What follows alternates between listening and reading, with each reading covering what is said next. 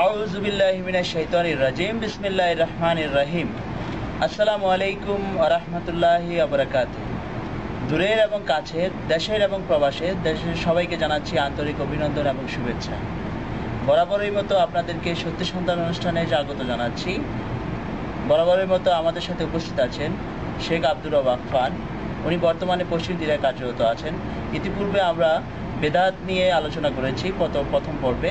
আজকে দ্বিতীয় খণ্ড নিয়ে আলোচনা করবেন উনি। তো আসুন ওনার সাথে পরিচিত হয়নি, ওনাকে স্বাগত জানাই। আসসালামু আলাইকুম ওয়া রাহমাতুল্লাহি। কেমন আছেন? আলহামদুলিল্লাহ।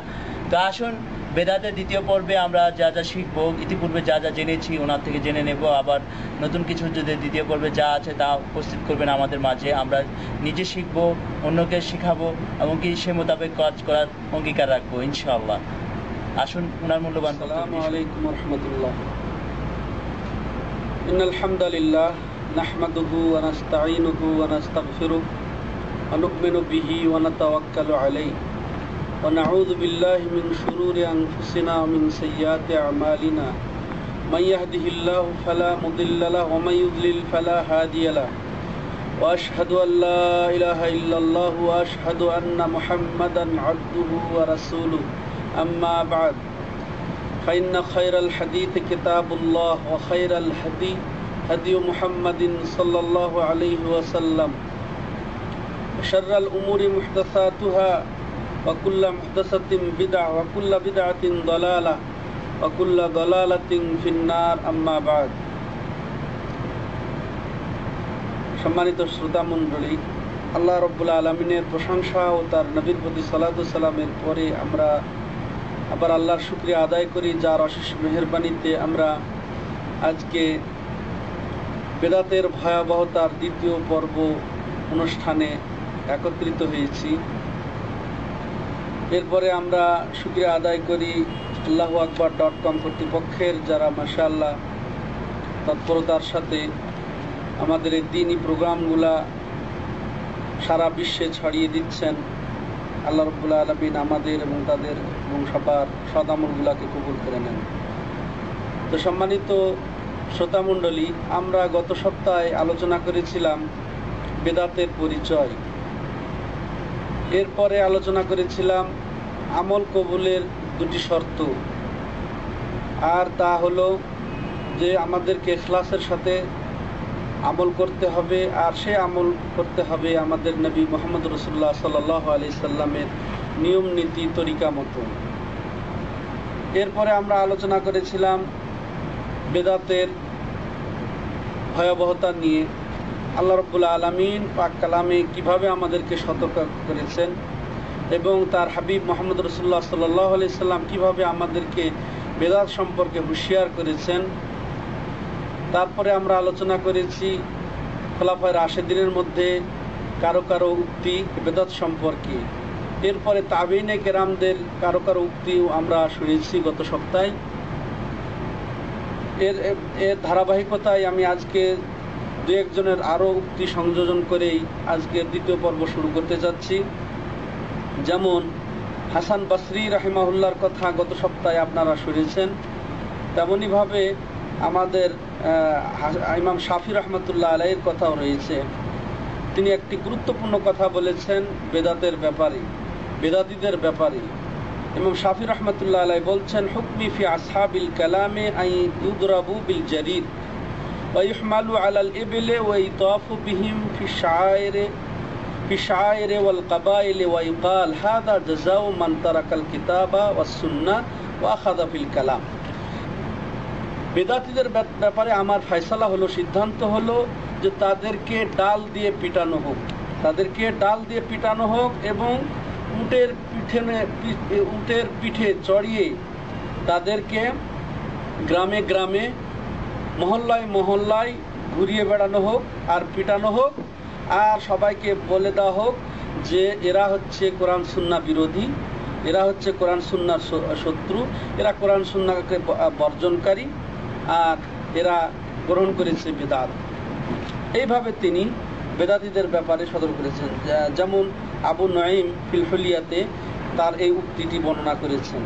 তেমনিভাবে ইমাম মালিকের কথা আমরা শুনি।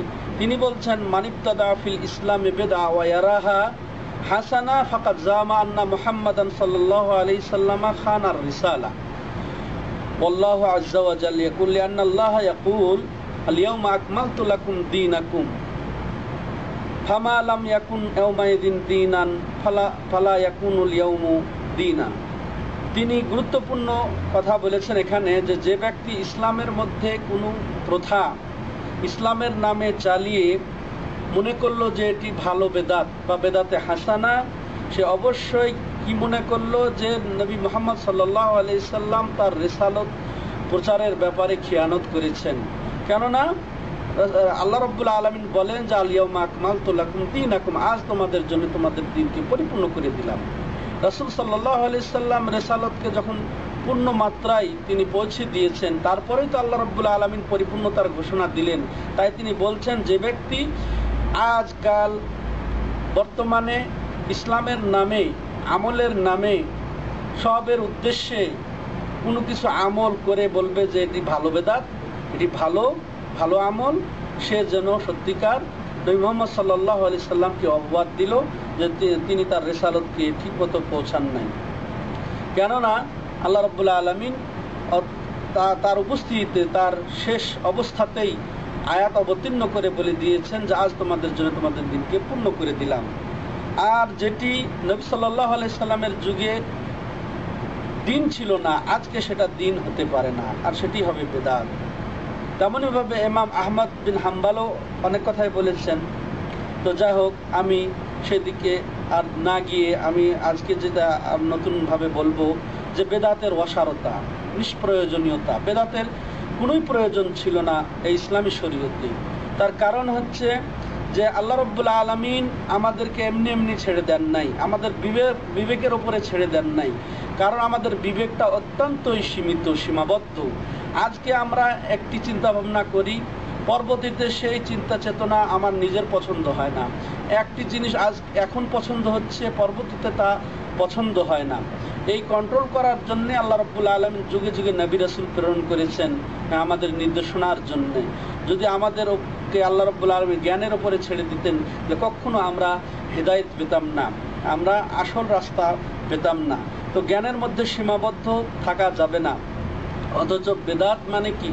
জ্ঞানের মধ্যে সীমাবদ্ধ হওয়া, বিবেকে যা চায়, যা বলে সেদিকে ধাবিত হলে শরীয়ত থেকে আলাদা হয়ে যাওয়া হয় এবং বিবেককে প্রাধান্য দেওয়া হয়।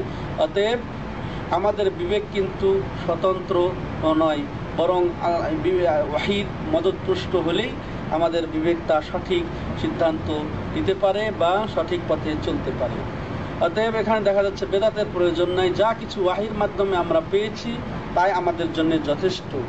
তেমনইভাবে এই শরীয়তটি আল্লাহ রাব্বুল আলামিন পরিপূর্ণ করেছেন তার নবীর শেষ অবস্থায়, শেষ জীবদ্দশায়।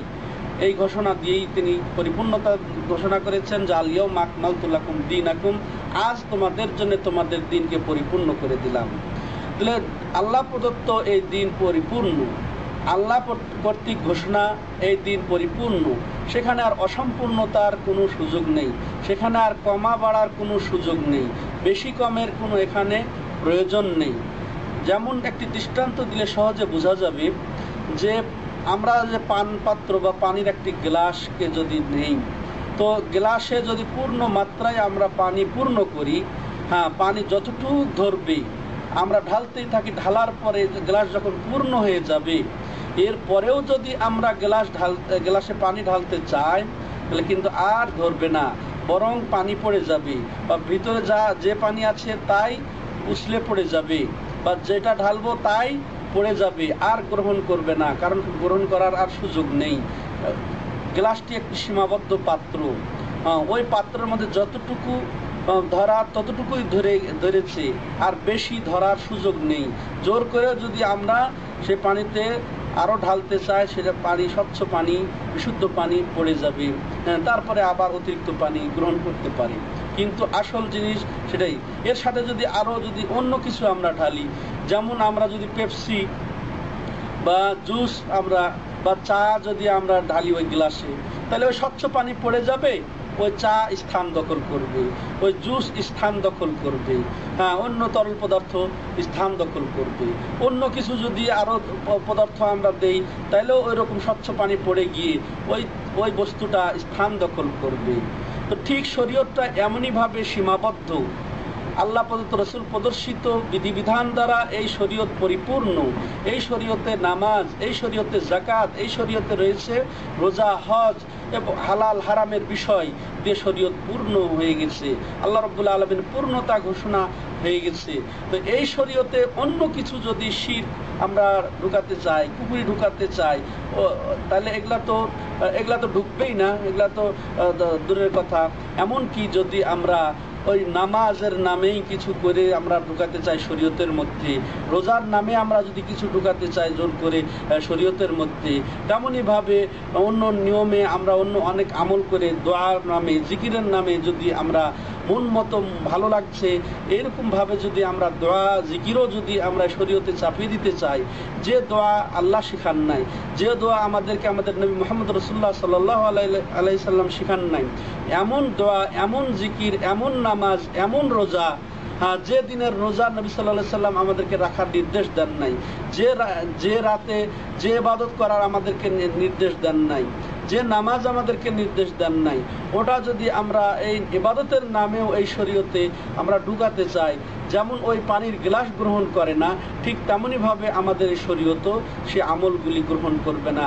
যদিও সেগুলা নামাজই, যদিও সেগুলা রোজা, যদিও দোয়া, যদিও জিকির, ওজিফা, হ্যাঁ, সেগুলা কিছুই কবুল করবে না। কেননা এই শরীয়ত পরিপূর্ণ হয়ে গেছে, আল্লাহ রাব্বুল আলামিন পরিপূর্ণতা দান করেছেন।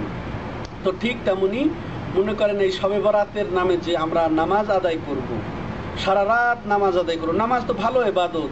তো ঠিক এই নামাজটা নামাজ খোদ ভালো ইবাদত হলেও কিন্তু ওই নামাজ 5 ওয়াক্ত নামাজ ফরজ আমাদের জন্য। তাহাজ্জুদের নামাজ মাশাআল্লাহ ফরজ নামাজের পরে শ্রেষ্ঠ নামাজ।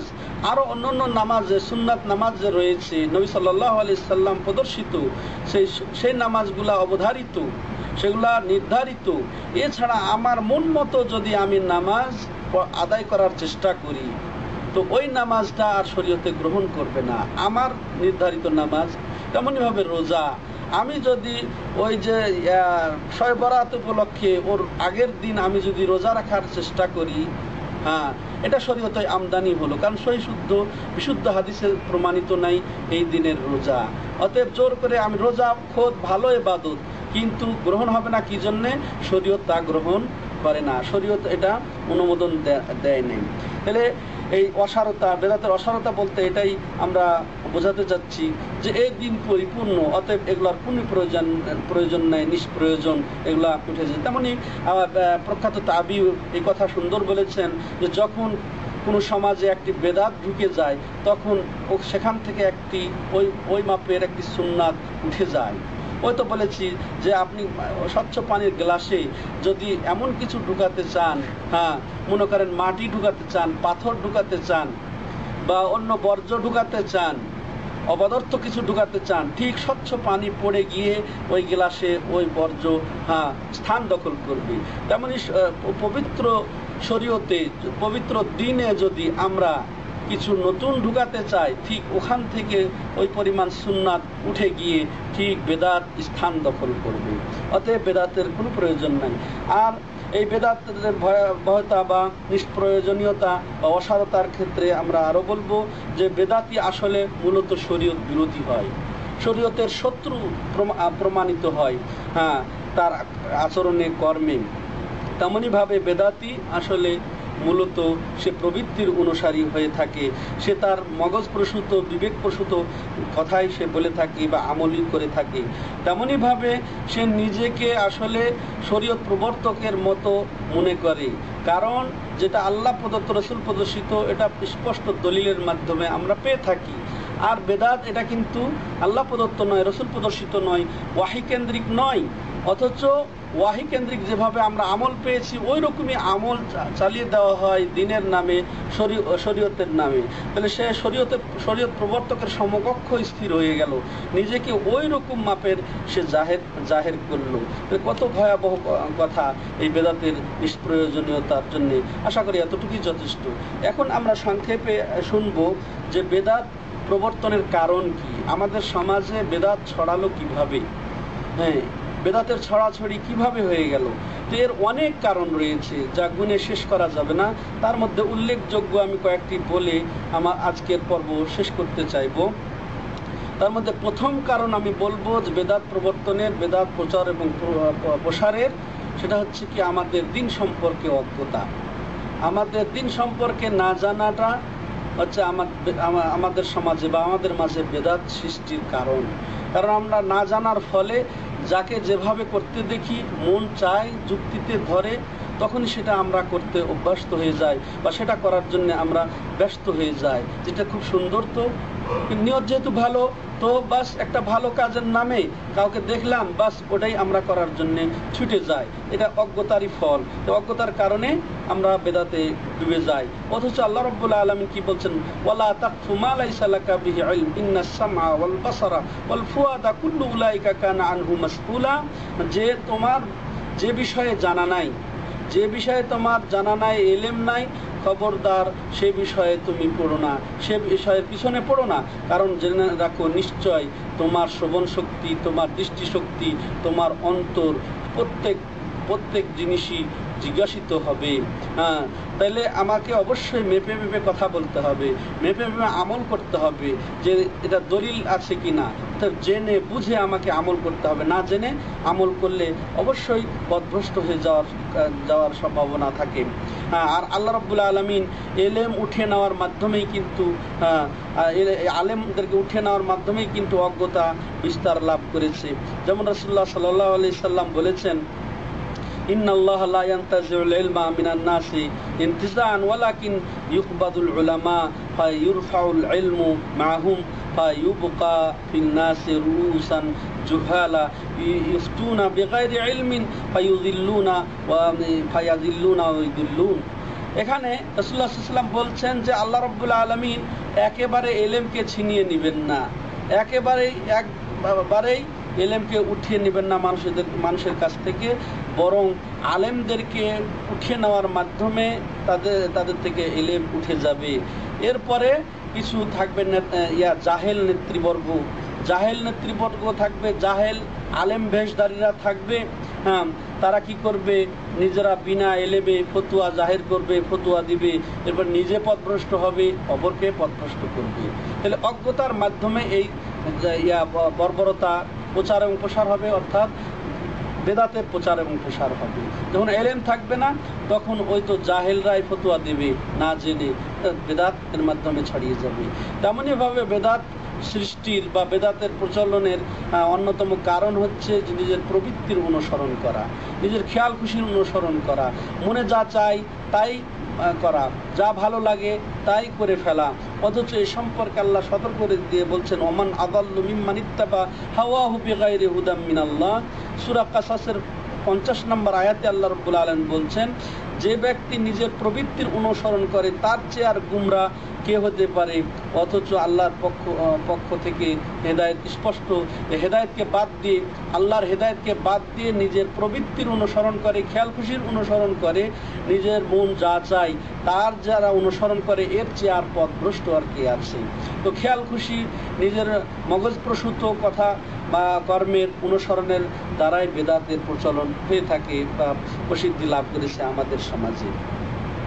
তেমনইভাবে বেদাত সৃষ্টির কারণের অন্যতম কারণ হচ্ছে যে জ্ঞানের উপরে নির্ভর করা, বিবেকের উপরে নির্ভর করা, নিছক জ্ঞান বিবেকের উপরে নির্ভর করে আমল করাই বেদাত প্রবর্তনের একটি অন্যতম কারণ।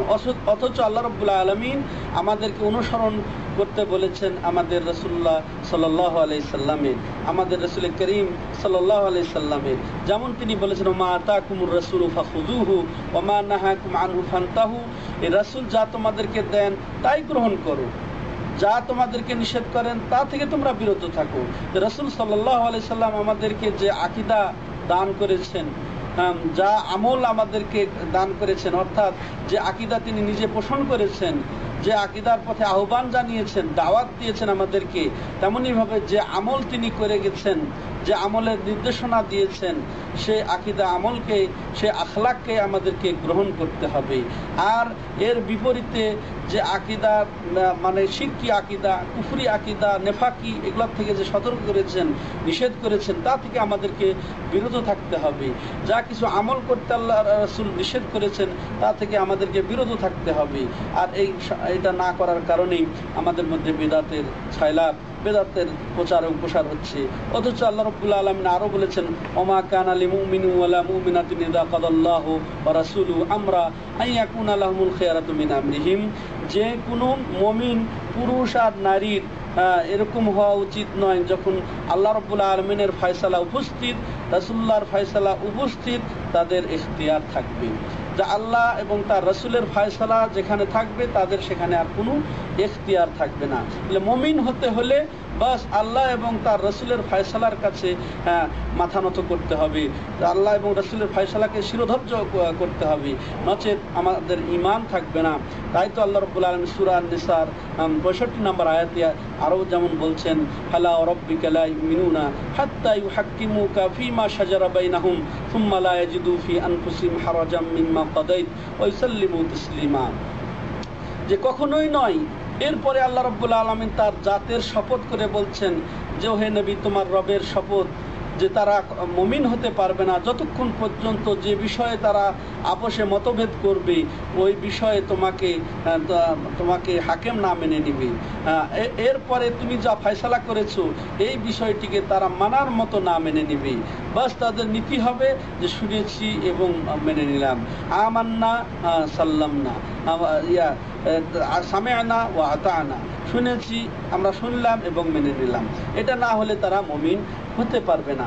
তেমনিভাবে বেদাত প্রচলনের আরও অন্যতম কারণ হচ্ছে যে তাকলিদ এবং গোড়ামি, অন্ধ অনুসরণ এবং গোড়ামি করা, কোনো মাযহাব নিয়ে গোড়ামি করা, কোনো মত নিয়ে গোড়ামি করা, কোনো ইমাম নিয়ে গোড়ামি করা, কোনো পীরসাহেব নিয়ে গোড়ামি করা, বা কোনো পীরসাহেবের অন্ধ অনুসরণ করা, কোনো মাযহাবের অন্ধ অনুকরণ করা, কোনো ব্যক্তি পর্যায়ের, কোনো গোষ্ঠী পর্যায়ের, কোনো দলের অন্ধ অনুসরণ বেদাত প্রচলনের একটি অন্যতম কারণ।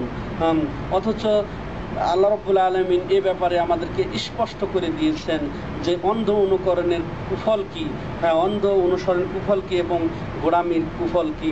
যেমন আল্লাহ রাব্বুল আলামিন মক্কার কাফের কুরাইশদের এই অন্ধ অনুসরণ এবং তাদের বাপদাদার যে নেচার, আদর্শ, চরিত্র বা ওই তরিকার গোড়ামি করে তারা যা বলতো, সেটা আল্লাহ রাব্বুল আলামিন কোরআনে উল্লেখ করে বলছেন, ওয়াইদা কিলা লাহুমুত্তাবিউ মা আনজালাল্লাহ ক্বালু বাল নাত্তাবিউ মা আলফাইনা আলাইহি আবানা।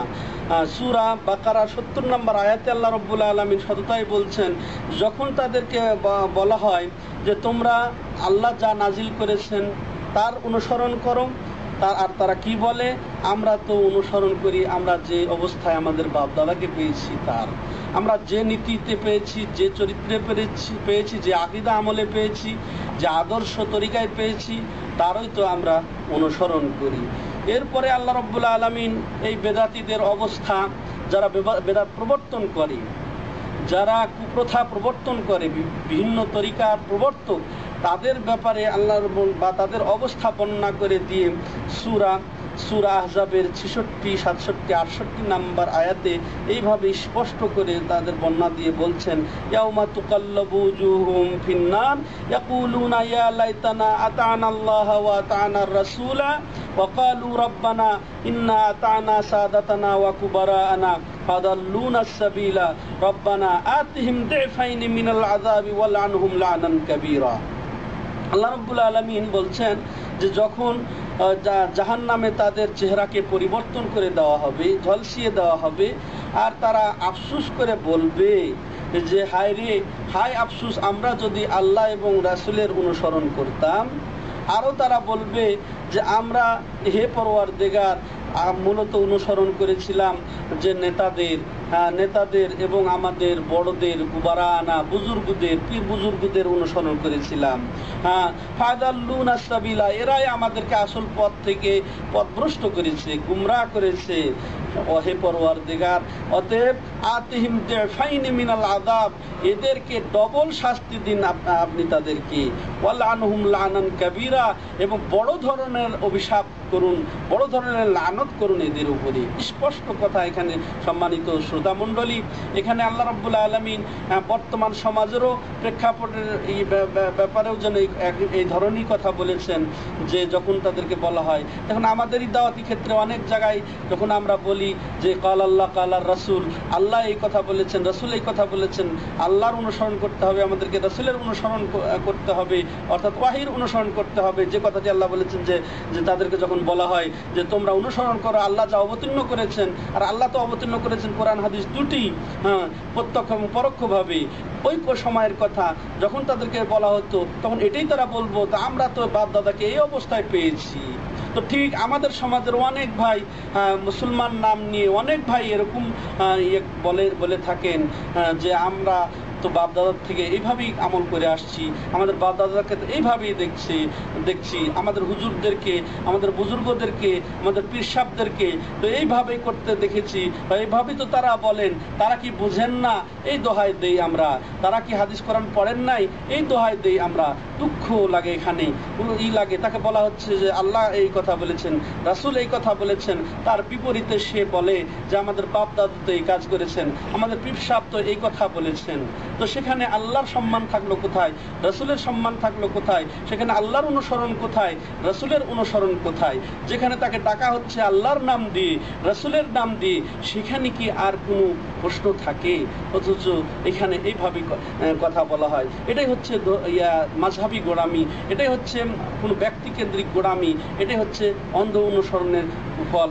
সম্মানিত শ্রোতা মণ্ডলী, তেমনইভাবে আমাদের সমাজে বেদাত প্রচলনের অন্যতম কারণ হচ্ছে যে খারাপ লোকদের সংসব ইখতিয়ার করা, বেদাতীদের সংসবে থাকা, যারা বেদাতে লিপ্ত, যারা বেদাতি ভিন্ন তরিকাপন্থী, যেটা আগে আপনাদেরকে বলা হয়েছে সিরাতাল মুস্তাকিম, এটা হচ্ছে সুন্নতি পথ, এটা মুহাম্মদী রাস্তা, মোহাম্মদী তরিকা।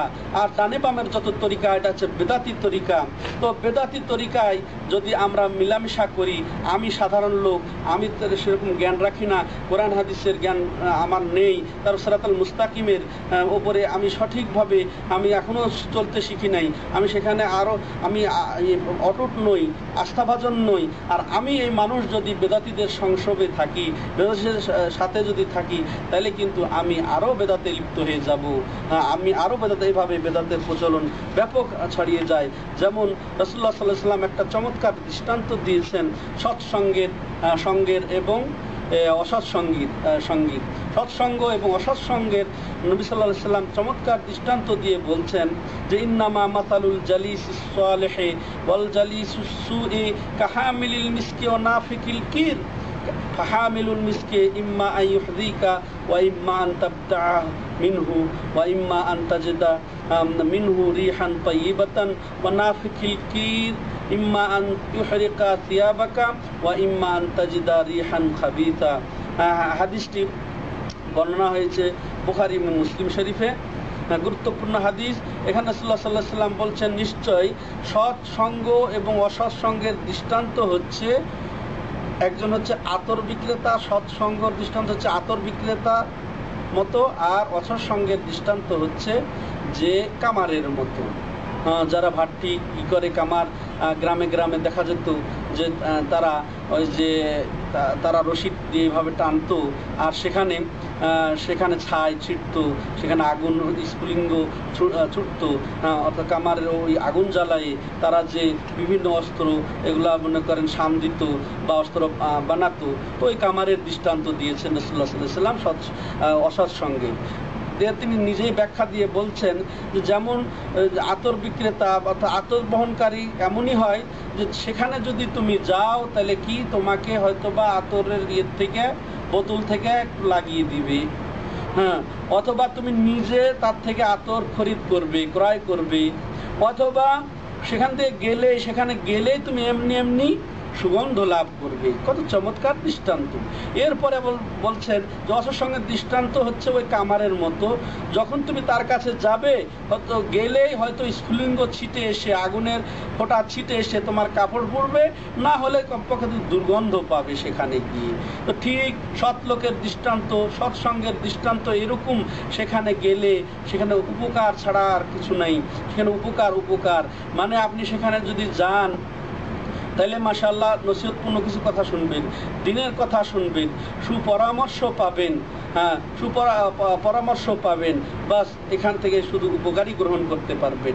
পক্ষান্তরে যদি আপনি খারাপ লোকের কাছে যান, অসৎ সঙ্গীর কাছে যান, সেখানে খারাপ আর খারাপ, আপনি কিছু না বললেও দেখবেন সেখানে গিয়ে গীবত, পরনিন্দা, অপবাদ, বিভিন্ন খারাপ কথা, অশ্লীল কথা, এগুলো আপনাকে শুনতে হবে, বা আপনাকে খারাপ পরামর্শ দেবে, বা আপনাকে খারাপ কথা বলবে, সেখানে খারাপ ছাড়া আর কিছুই পাবেন না। তাইলে অসৎ সঙ্গের মাধ্যমে বেদাত, বা এমন লোকের কাছে যাচ্ছেন যেখানে আপনাকে বেদাতের শিক্ষা দেবে, বেদাতি তালিম দেবে, যদিও সে হয়তো বা দৃশ্যত ভালো, হয়তো তার মন ভালো, দিনের নামেও অনেক কথা আপনাকে বলে দিবে যেটা আসলে সুন্নাত নয়, যেটা কোরআন হাদিসে দলিল নেই, এরকম কথা আপনাকে শুনিয়ে দিলেও মনে করেন এটা সাধারণ পাপের চেয়েও কম নয়, বরং তার চেয়েও খারাপ। আপনাকে বেদাতি আমল কিছু শিখিয়ে দিবে, বা বেদাতি আকীদার দিকে আপনাকে নির্দেশনা দিবে, তখন কিন্তু আরও ভয়াবহ ব্যাপার। তো অতএব অসৎ সঙ্গের মাধ্যমেও বেদাত ছড়াচ্ছে আমাদের সমাজে ব্যাপকভাবে, অতএব অসৎ সঙ্গ আমাদেরকে বর্জন করতে হবে। তেমনইভাবে বেদাত প্রচলনের অন্যতম কারণ হচ্ছে যারা ওলামায়ে হাক্কানি হকপন্থী আলেম, যারা কোরআন এবং সহিহ হাদিসের যারা আলেম, তাদের নীরব থাকা, নীরব দর্শকের ভূমিকা পালন করার মাধ্যমে বেদাতের প্রচলন প্রসার আরও বেশি বেশি হয়ে যাচ্ছে। তারা যদি আমরা যদি এই বেদাতের ব্যাপারে কথা বলি, বেদাতের ব্যাপারে মানুষকে সতর্ক করি, সুন্নতের পথে আহ্বান করি, তাহলে বেদাত কমে যাবে। কিন্তু আমরা যদি এটা না করি, সুন্নতের কথা না বলি, সুন্নতের প্রচার না করি, নবীর তরিকার কথা, সিরাতুল মুস্তাকিমের দিকে নির্দেশনা না দেই, এবং খারাপ যেগুলা বেদাত, যেগুলা কুসংস্কার, যেগুলা সবের আশায় মানুষ করে যাচ্ছে, মিলাদের কথা, তারপরে কিয়ামের কথা, কুলখানি, ফাতেহাখানি, ফাতেহা ইয়াজদাম, দোয়াজদাম, এইসব পালন হচ্ছে, এগুলার কথা, শবে বরাত পালন হচ্ছে, এগুলার কথা যদি আমরা না বলি, তারপরে জিকিরের নামে যে হালাকায় জিকির হচ্ছে, তারপরে চিল্লিয়ে লাফিয়ে যে জিকির হচ্ছে, জিকির করতে যে পাগল হয়ে যাচ্ছে, জাল হাদিসের মাধ্যমে বলা হচ্ছে যে তুমি এমনভাবে জিকির করো যাতে তোমাকে পাগল বলা হয়।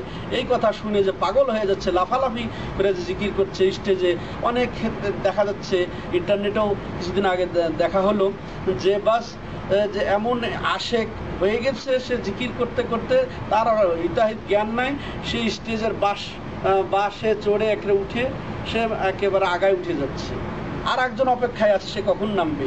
এইভাবে ধাক্কাধাক্কি, বাসে উঠে সে ত্রিপল উঠবে, এইভাবে স্টেজে সে লাফালাফি, নাচানাচি। তো এই যে এগুলো যদি আমরা নীরব দর্শকের ভূমিকা পালন করি, তাহলে তো বেদাত বাড়বেই। তো নীরব দর্শকের ভূমিকা পালন করা হচ্ছে বেদাত প্রচলনের অন্যতম কারণ। অথচ আমাদেরকে তো আল্লাহ রাব্বুল আলামিন বলেছেন সঠিক দাওয়াত দেওয়ার জন্যে, সঠিক দিন প্রচারের জন্যে। যেমন তিনি বলেছেন, ওয়ালতাকুম মিনকুম উম্মাতুন ইয়াদউনা ইলাল খাইরি ওয়া ইয়ামুরুনা বিল মারুফি ওয়া ইয়ানহাউনা আনিল মুনকার ওয়া উলাইকা হুমুল মুফলিহুন।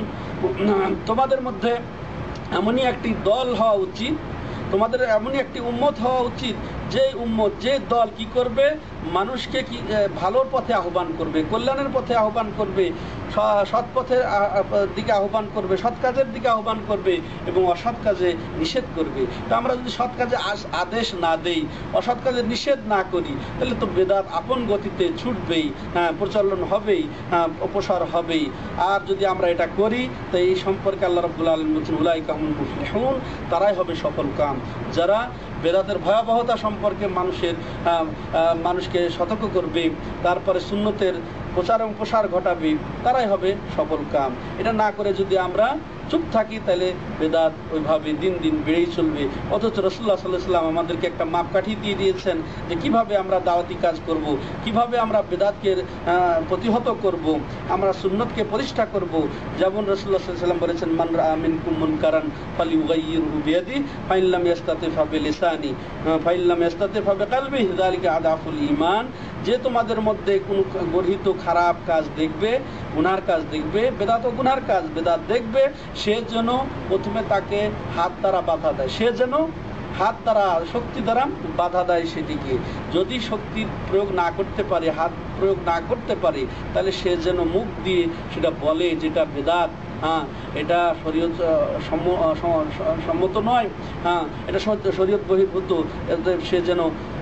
সে যেন সতর্ক করে এইভাবে। তা না পারলে কমপক্ষে সে অন্তর দ্বারা ঘৃণা করবে। অন্তর দ্বারা ঘৃণার অবশ্য প্রকাশ পেতে হবে যে আপনি ঘৃণা করছেন, আপনার চেহারা পরিবর্তন হবে, সেখান থেকে আপনি দূরে সরে যাবেন ঘৃণা করে, বরং সেখানে ইন্ধন না জগিয়ে সেখান থেকে প্রস্থান করতে হবে।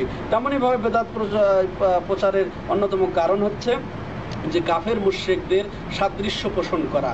কাফেররা ওই কাজ করে অথবা আমরাও করব, কাফেররা মিলাদ পালন করে আমরাও মিলাদ পালন করব, ওরা যা করে আমরাও করব। যেমন মুসা আলাইহিস সালামকে বলেছিলেন আমাদের জন্য একটা মাবুদ তৈরি করে দেন, যেমন তাদের অনেক মাবুদ রয়েছে যেটা আল্লাহ কোরআনে উল্লেখ করেছেন। ঠিক আমরাও ঈসা আলাইহিস সালামের মিলাদ পালন করে তারা যেমন, তেমন আমরাও যেন মিলাদুন নবী পালন করি। এইভাবে সাদৃশ্য পোষণ করেও বেদাতের ছয়লাভ হচ্ছে।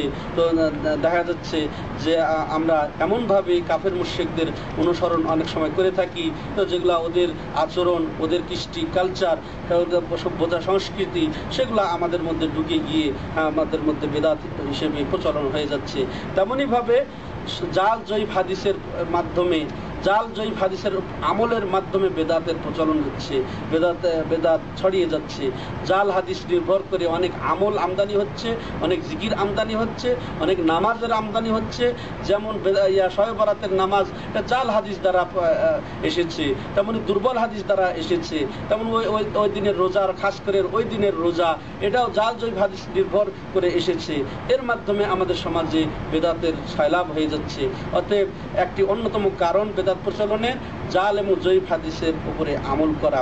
তেমনইভাবে বেদাত প্রচলনের আরেকটি অন্যতম কারণ, এই কারণ বলে আমি শেষ করতে চাই, সেটি হচ্ছে কি যে গলু, সীমা লঙ্ঘন করা, অতিভক্তি, পীরের নাম দিয়ে, ওলির নাম দিয়ে তাদের মহাব্বতে, তাদের সম্মানে সীমা লঙ্ঘন করা, তাদের অতি ভক্তি করে সীমা লঙ্ঘন করে বেদাত সৃষ্টি করা, তাদের কাছ থেকে বরকত নেওয়া, হ্যাঁ তাদের হাত চুমে, তাদের খাদ্য খাবারের উচ্ছিষ্ট খেয়ে করা, এগুলোর মাধ্যমে বেদাত সৃষ্টি হচ্ছে অতি ভক্তির মাধ্যমে। অতএব এগুলা সব হচ্ছে বেদাত প্রচলনের অন্যতম কারণ। অথচ এই সীমা লঙ্ঘন ব্যাপারটা এমন শক্ত করে নবী সাল্লাল্লাহু আলাইহি ওয়াসাল্লাম নিজের ব্যাপারে করে হুঁশিয়ার করে দিয়েছেন, এমনকি আল্লাহ রাব্বুল আলামিন হুঁশিয়ার করে দিয়েছেন, ইয়া আহলাল কিতাব লা তাগলু ফি দীনিকুম, ওহে আহলে কিতাব ইহুদি খ্রিস্টানরা, তোমরা তোমাদের দ্বীনের মধ্যে বাড়াবাড়ি করো না। হ্যাঁ, আর আমাদের সমাজের এক শ্রেণী এই ওলির নাম দিয়ে, পীরের নাম দিয়ে তাদেরকে নিয়ে কি বাড়াবাড়ি, দ্বীনের নামে কি বাড়াবাড়ি। অথচ রাসূলুল্লাহ সাল্লাল্লাহু আলাইহি ওয়াসাল্লাম সতর্ক করছেন, ইয়াকুম ওয়াল গুলু ফিদ্দীন ফাইন্নামা আহলাকা মান কানা ক্বাবলাকুম ওয়াল গুলু ফিদ্দীন, যে তোমরা নিজেদেরকে গুলু থেকে, সীমা অতিরিক্ত সীমা লঙ্ঘন করা থেকে, তোমরা দ্বীনের মধ্যে সীমা লঙ্ঘন করা থেকে বাঁচো। কেননা তোমাদের ইতিপূর্বে যারা ছিল সীমা লঙ্ঘনই তাদেরকে ধ্বংস করে দিয়েছে, দ্বীনের মধ্যে বাড়াবাড়ি তাদেরকে ধ্বংস করে দিয়েছে। অথচ রাসূলুল্লাহ সাল্লাম নিজের ব্যাপারেও অতিরঞ্জন থেকে সতর্ক করেছেন, লা তুতরুন্নি কামা আতরাতিন নাসারা ঈসা ইবনে মারইয়াম ইন্নামা আনা আবদুহু ফাকুলু আবদুল্লাহি ওয়া রাসূলুহু, তোমরা ওইভাবে আমাকে নিয়ে বাড়াবাড়ি করো না যেভাবে ঈসা ইবনে মারইয়ামকে নিয়ে নাসারা খ্রিস্টানরা বাড়াবাড়ি করেছিল, বরং আমি তো আল্লাহর বান্দা, অতএব তোমরা এটাই বলো যে তিনি আল্লাহর বান্দা এবং তার রাসূল। তো সম্মানিত শ্রোতামণ্ডলী, তো দেখেন কত বেদাত সৃষ্টির কারণ আমাদের সমাজে, আর এগুলো সব কারণেই দেখা যাচ্ছে আমাদের সমাজেই, আমাদের সমাজকে কেন্দ্রিক এগুলো সব কারণ বহুলভাবে পরিলক্ষিত হচ্ছে। তো আমাদেরকে সতর্ক হতে হবে এই সব কারণ জেনে বুঝে, তাহলে যেন আমরা এই বেদাত থেকে বাঁচতে পারি। তো আল্লাহ রাব্বুল আলামিনের কাছে দোয়া যে আল্লাহ আমাদেরকে সুন্নতির পথ পাওয়ার তৌফিক দান করেন এবং হককে হক জানার তৌফিক দান করেন এবং হকের উপরে সুপ্রতিষ্ঠিত হওয়ার তৌফিক দান করেন এবং বাতিলকে বাতিল জানার তৌফিক দান করেন এবং বাতিল থেকে বাঁচারও তৌফিক দান করেন। আজকে এই পর্ব এখানেই শেষ করা হচ্ছে। ইনশাআল্লাহ আগামী পর্বে এই বেদাত সম্পর্কে আরও কিছু বলা হবে, বা বেদাতের যে ক্ষতিকারক দিক সেগুলো নিয়ে আমরা কথা বলবো, বেদাতের হুকুম সম্পর্কে আমরা কথা বলবো। তো আল্লাহ রাব্বুল আলামিন আমাদেরকে সঠিক দিন বুঝে তার উপরে অটল থাকার তৌফিক দান করেন এবং যাবতীয় বেদাত থেকে এবং অন্যান্য গুনাহ থেকে আমাদেরকে বাঁচার তৌফিক দান করেন। আল্লাহ আমাদের সবাইকে ক্ষমা করে দেন। আকুলু কাওলি হাদা আস্তাগফিরুল্লাহ লি ওয়া লাকুম ওয়া লিসাইরিল মুসলিমিন ওয়া সাল্লাল্লাহু আলা নবিয়িনা মুহাম্মদ ওয়া আলা আলিহি ওয়া সাহবিহি আজমাইন। আলহামদুলিল্লাহ, একটি প্রাণবন্ত আলোচনা শুনলাম। বাংলায় একটি প্রবাদ আছে যেটি আমরা সবাই জানি, সৎ স্বর্গে স্বর্গের বাস আর অসৎ স্বর্গে সর্বনাশ। একথাটি আমরা যদিও বাংলায় বলি, সেই আমাদেরকে সেটি হাদিস এবং কোরআনের আলোকে সরাসরি রাসূল সাল্লাল্লাহু আলাইহি ওয়াসাল্লাম যেভাবে প্রমাণ করে দেখালেন, আলহামদুলিল্লাহ এটি জানার পরে আমাদের দেশে যারা বেদাতি পন্থী যারা আছেন বা জেনে না জেনে যারা বেদাত করছেন তাদেরকে উদাত্ত আহ্বান জানাবো, নিজে সতর্ক হন, অন্যকে সতর্ক হতে উৎসাহিত করুন। কারণ এ জীবন ক্ষণস্থায়ী, আমরা আখিরাতে যেতেই হবে। সেখানে আমাদেরকে এর কার্যকলাপের প্রতি, আমাদের দুনিয়াতে যে সমস্ত কার্যকলাপ করে যাচ্ছি সেগুলোর ফল ভোগ করতে হবে। তো আসুন, শেখ যেভাবে আমাদেরকে উদাত্ত আহ্বান জানালেন বেদাত থেকে বিরত থাকার জন্য, সেভাবে আমরা কাজ করে যাব ইনশাআল্লাহ, সেভাবে আমল করে যাব। আসসালামু আলাইকুম ওয়া রাহমাতুল্লাহি ওয়া বারাকাতুহু। শেখ, আপনাকে অসংখ্য ধন্যবাদ এবং আপনাদেরকে অসংখ্য ধন্যবাদ আমাদের আজকের অনুষ্ঠান দেখার জন্য। সবাইকে প্রীতি ও শুভেচ্ছা জানিয়ে বিদায় নিচ্ছি। আসসালামু আলাইকুম।